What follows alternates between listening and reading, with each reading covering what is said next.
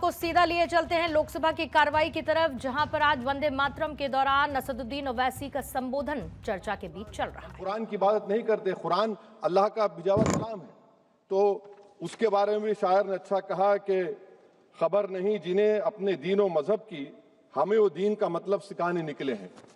अहम बात यह है कि मैडम, हमारे मुल्क का आइन का इस लफ्ज से आगाज होता है, वी द पीपल। इसका आगाज भारत माता के नाम से नहीं होता है। हमारे संविधान का जो प्रियम्बल है वो क्या कहता है? Liberty of thought, expression, belief, faith and worship. अगर दस्तूर का ये पहला सफा ये बात करता है तो फिर कैसे किसी शहरी को किसी खुदा, देवी, देवता की इबादत करने पर या सजदा करने पर मजबूर किया जा सकता है? आप ही की पार्टी से आज की जो बातें हुई है इसी का बोल रही हैं। हमारे कॉन्स्टिट्यूएंट असेंबली में मैडम एक मोहतरमा थी, रोहिणी कुमार चौधरी ने एक तजवीज दी थी कि प्रियम्बल में किसी देवी के नाम से शुरू हो। उन्होंने खास तौर से वंदे मातरम का जिक्र किया, मगर उसको कबूल नहीं किया गया। फिर केवी कामत साहब ने एक तजवीज दी कि इट्स सिटीजन्स को बदलकर हर सिटीजन्स किया जाए और खुदा के नाम से शुरू किया जाए, वो तरमीम को मुस्तरद कर दिया गया। हमारे संविधान का उसूल यह है कि भारत क्या है, उसकी अवाम है, अवामी कानून की मुसन्निफ है, अवाम की मर्जी से सबसे बालातर है, अवामी हाकिम है। मुल्क किसी खुदा, देवी, देवता, मजहबी इलामत के नाम से नहीं चलता, ना मुल्क किसी एक मजहब की मिल्कियत है।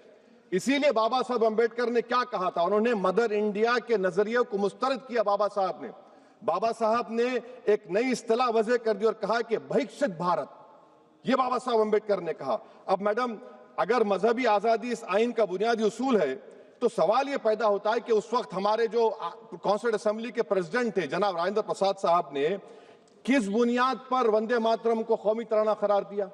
ना तो कोई सच रेजोल्यूशन है इसके बारे में। मैडम, मैं आपको बताना चाहूंगा कि जुडिशरी क्या कहती है।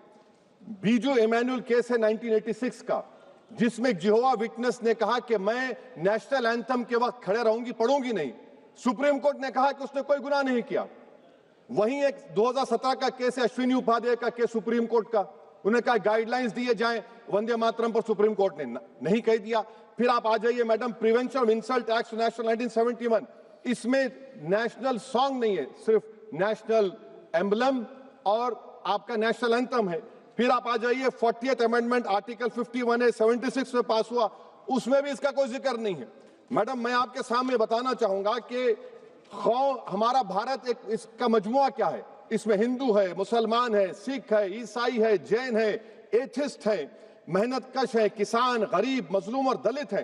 मगर अगर जो तकारीर आज हमने यहाँ पर सुनी और बाहर जो सुनते हैं, अगर भारत को देवी कहने और उसके आगे सजदा करने, तो दरअसल कौम परस्ती को, वतन से मोहब्बत को मजहब में तब्दील कर रहे, और फिर यहाँ पर बोल रहे कि अगर भारत में रहना है तो वंदे मातरम गाना पड़ेगा। भाई, ये तो संविधान के खिलाफ है, सुप्रीम कोर्ट के जजमेंट के खिलाफ है। अगर वंदे मातरम मैडम कौमियत का मियार है तो फिर सवाल ये है कि हजरत मोहानी की कौमियत क्या थी जिसने इनकलाब जिंदाबाद का नारा दिया?